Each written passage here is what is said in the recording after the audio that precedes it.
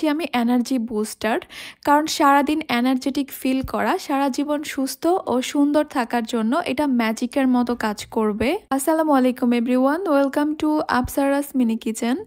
খেজুর, অনেক রকমের ড্রাই ফ্রুটস, অনেক রকমের সিডস দিয়ে তৈরি এই বরফিগুলো শুধুমাত্র যে হেলদি তা কিন্তু নয়, এটা এতটাই মজা যে কোনো নামি দামি ব্র্যান্ডের চকলেটের টেস্টকেও হার মানাবে।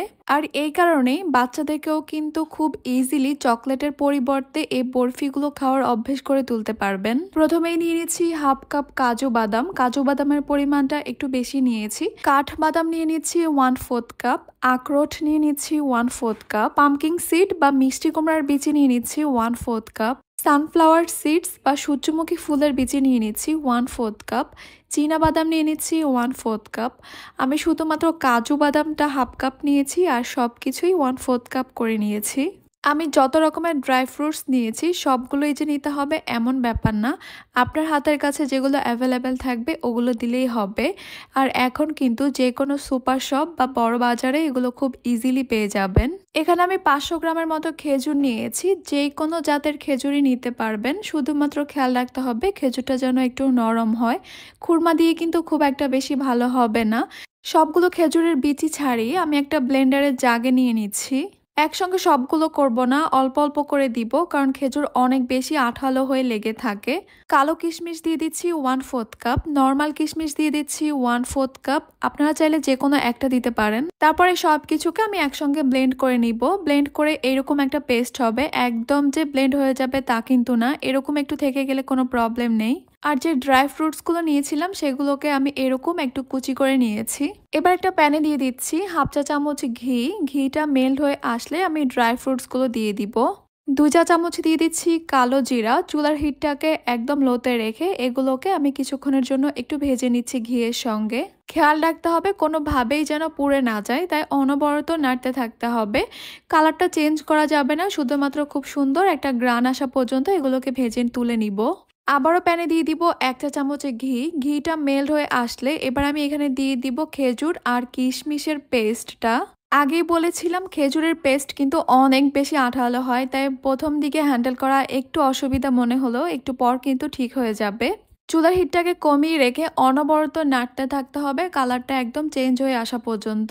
যখন দেখতে পারবেন কালারটা চেঞ্জ হয়ে গেছে আর এরকম প্যানের গা ছেড়ে ছেড়ে উঠে আসছে, তখন বুঝতে হবে যে এই মিশ্রণটা কিন্তু একদম রেডি। ঠিক এই অবস্থায় আমি ঘিতে ভেজে নেওয়া ড্রাই ফ্রুটসগুলো এখানে দিয়ে দিব।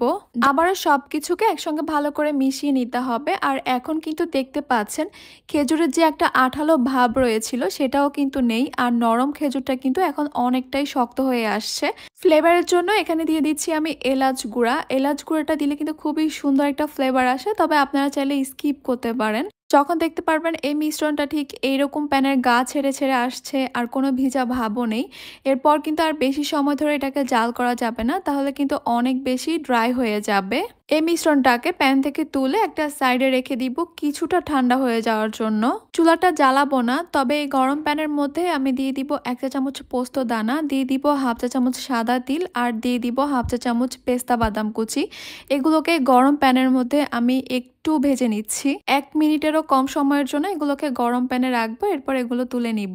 খেজুর আর বাদামের এই মিশ্রণটাকে আমি গরম থাকা অবস্থায় এভাবে একটু রোল করে নিচ্ছি। আর এগুলোকে কিন্তু সম্পূর্ণ ঠান্ডা করা যাবে না, অবশ্যই গরম থাকতে হবে, তবে হাতে যেন সহ্য করা যায় ওইরকম গরম। একদম শেষে যে ভেজে রেখেছিলাম পোস্তদানা সাদা তিল, ওগুলো দিয়ে আমি এটাকে একদম ভালো করে কোট করে নিব। আমি আবারও বলছি খেজুরের মিশ্রণটা গরম থাকা অবস্থায় কিন্তু এই কাজগুলো করে নিতে হবে, কারণ ঠান্ডা হতে শুরু করলে কিন্তু এগুলো অনেক বেশি ড্রাই বা শক্ত হয়ে যাবে। এই যে আমার এই খেজুরের বরফির রোলটা কিন্তু একদম এগুলো দিয়ে কোট হয়ে গেছে ভালোভাবে। এবার আমি এখানে একটা র্যাপিং পেপার নিয়ে নিয়েছি। এই রোলটাকে আমি র্যাপিং পেপারে খুব ভালোভাবে মুড়িয়ে রাখবো। সম্পূর্ণভাবে ঠান্ডা হয়ে যাওয়া পর্যন্ত এগুলোকে এইভাবে মুড়িয়ে রাখতে হবে, তা না হলে কিন্তু উপর থেকে ড্রাই হয়ে যাবে। 500 গ্রাম খেজুর দিয়ে আমার এইরকম একটা রোল আর ছোট একটা রোল হয়েছে। সম্পূর্ণভাবে ঠান্ডা হয়ে যাওয়ার পর এখন আমি এই রোলটাকে কেটে নিব। কেটে নেওয়ার পরে কিন্তু এই বরফিটার আসল লুক বের হবে। দেখতে অনেক বেশি ইয়াম্মি লাগবে, অনেক বেশি লোভনীয় লাগবে। চেনা খেজুরের ভিন্ন একটা রূপ। আশা করছি ছোট বড় এমনকি গেস্টদেরও খুবই পছন্দ হবে। আমি নিজেই প্রতিদিন এখান থেকে থেকে 1 পিস করে খাওয়ার চেষ্টা করি, তাই একটু বেশি পরিমাণে তৈরি করে স্টোর করে রাখি। একটা কাচের জার বা একটা এয়ারটাইট বক্সে আপনারা নরমালি এটাকে 2 মাসের জন্য সংরক্ষণ করতে পারবেন। যদি এর চেয়েও বেশি সময় ধরে এটাকে ভালো রাখতে চান তাহলে ফ্রিজের নরমাল চেম্বারে রেখে দিবেন। প্রায় 1 বছরের মতো ভালো থাকবে। রোজায় তো আমাদের সবার বাসায়